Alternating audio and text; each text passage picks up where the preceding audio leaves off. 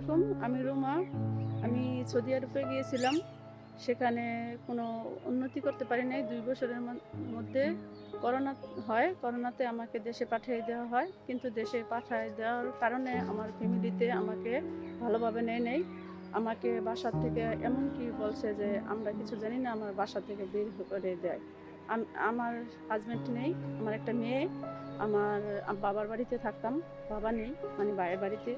তো ভাই বলে যে, "বাসা থেকে যেতে গা।" তখন আমার মাথায় কাজ করতেছিল না যে আমি কি করব, মেয়ে নিয়ে কোথায় যাব। একটা মানে আমি টেনশনে ভুগতেছিলাম।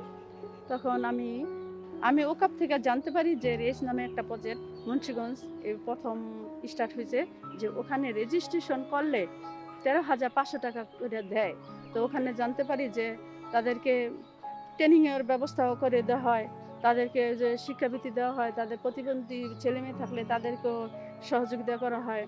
মৃত্যুজনিত ব্যক্তিকে ৩,৩,৩৫,০০০ টাকা দেওয়া হয়। এই কারণে রেজিস্ট্রেশন করতে হয় যে আইডি কার্ডের ফটোকপি লাগে, ভিসার ১ম পেজটা, আসা যাওয়ার তারিখ, আর ওই উনার এই পাসপোর্টের ১ম পেজ, ভিসার ফটোকপি, তারপরে এই বিএমইটি কার্ড থাকলে ওইটার ফটোকপি, আর আপনার এই ব্যাংক অ্যাকাউন্ট লাগে।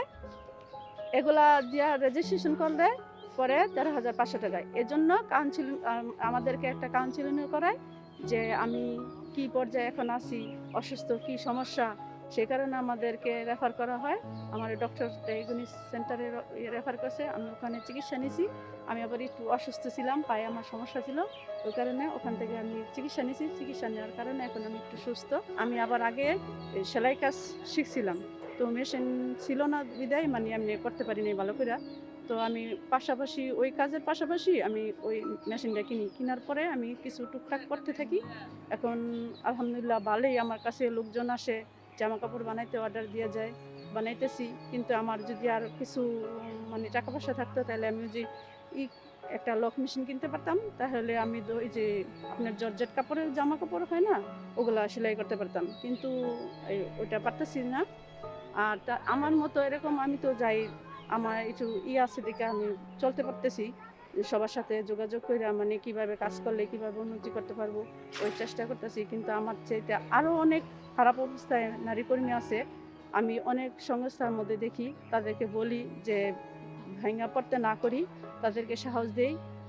এবং কি কোনো যদি হেরা কোনো কাজকর্ম না জানে, বলি যে বিভিন্ন প্রতিষ্ঠানে মনে করেন আপনার ট্রেনিং দেওয়া হয়। তো ওখানে যদি কিছু একটা কাজ শিখতে পারে তাহলে কিছু কইরা খাইতে পারবো।